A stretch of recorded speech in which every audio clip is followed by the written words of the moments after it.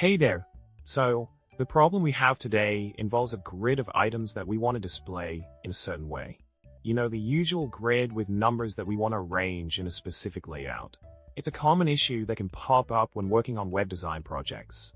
Now, let's dive into the solution for this problem. The JavaScript code provided here is the key to arranging those grid items just the way we want.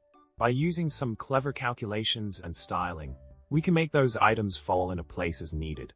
It's like a puzzle coming together, but in a digital format. Pretty cool, right?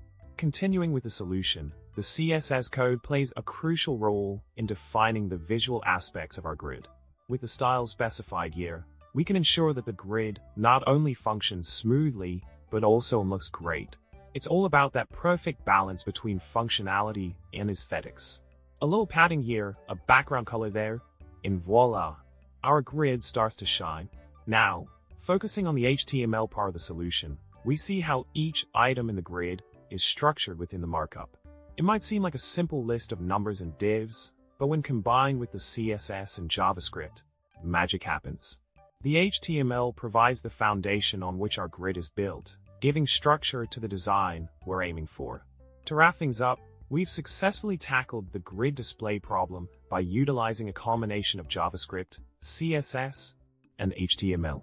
It's all about clever coding and creative styling coming together to create a visually appealing and functional grid layout. I hope you enjoyed this video, and if you did, don't forget to subscribe, like, and leave a witty comment below. See you next time.